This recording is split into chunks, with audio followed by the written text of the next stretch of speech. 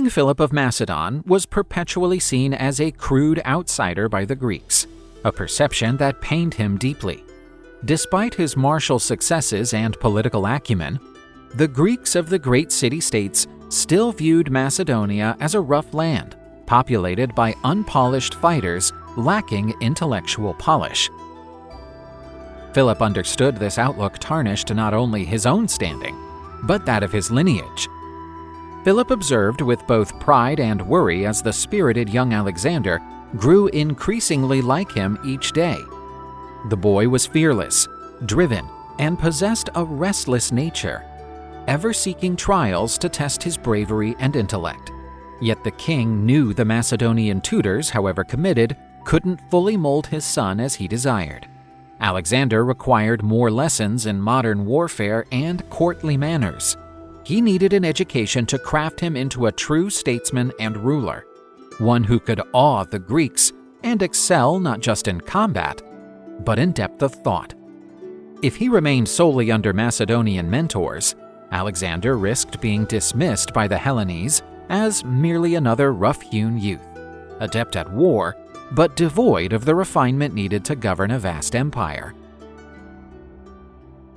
Thus, the king spared no cost or effort to procure the finest teacher for his son.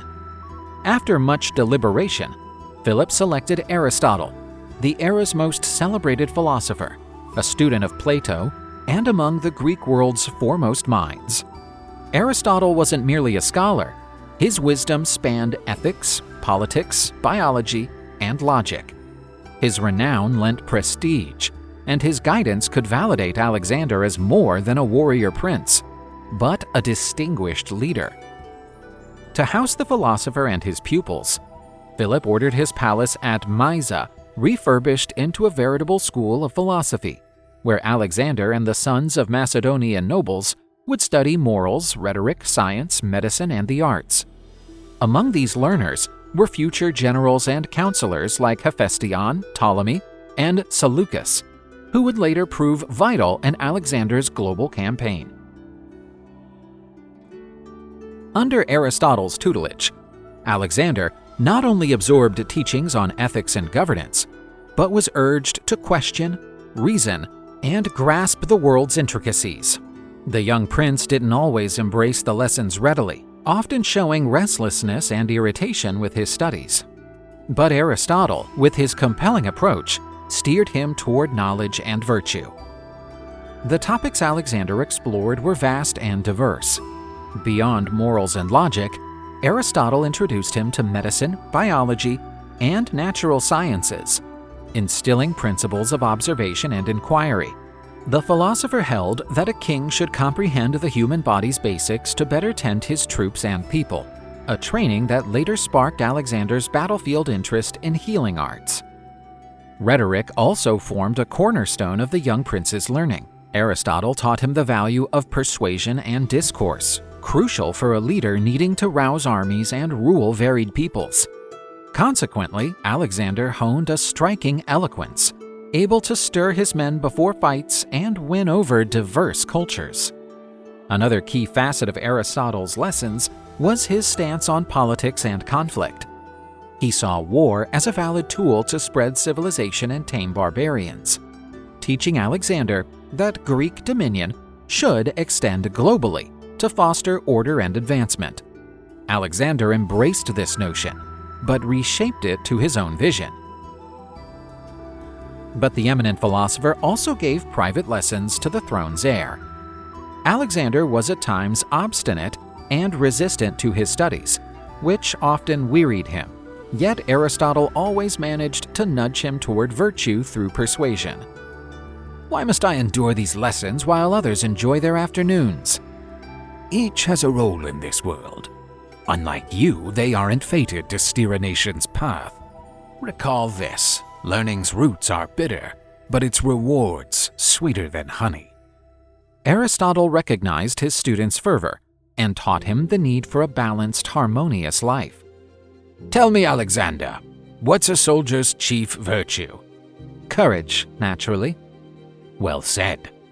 But what if a bold warrior forsakes training and charges alone against an enemy host?" he'll surely perish. Because excessive bravery turns not to valor, but rashness, making it a flaw, not a strength. But what if he restrains his courage too much and grows overly fearful for his life? He'll be a coward. Precisely. Hence the need to seek the middle path, achieving equilibrium. Around 340 BC, when Alexander was 16, his dynamic with Aristotle as mentor began to shift. During this time, Philip II was readying a campaign against the Thracians and entrusted his son with his greatest duty yet, ruling Macedonia in his stead. This choice marked a turning point in Alexander's move from student to public figure and power wielder. Named regent, Alexander governed Macedonia during his father's absence, tasked with managing the court, settling disputes, and keeping order in the realm. His leadership faced an early test when a revolt erupted in Thrace's Maede city, where tribes sought to defy Macedonian rule. Alexander, displaying sharp military instincts, mustered a modest force and quelled the uprising swiftly and effectively, cementing his role as a capable leader and readying himself for greater martial trials. With Alexander's new duties as ruler and commander, his need for formal schooling waned. Aristotle, seeing his pupil had gained the maturity to forge his own course, started to step back from the young prince. Yet his influence on Alexander endured. Aristotelian ideas would continue to shape the future conqueror's choices, particularly his intellectual curiosity and approach to ruling conquered lands.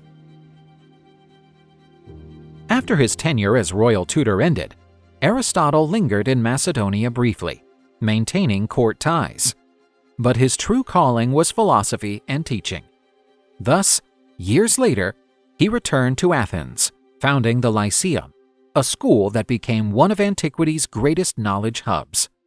There, he refined his own philosophy, organizing thoughts on logic, ethics, politics, biology, and more, leaving an enduring mark on Western thought. Though separated by distance, teacher and student bore each other's imprint lifelong.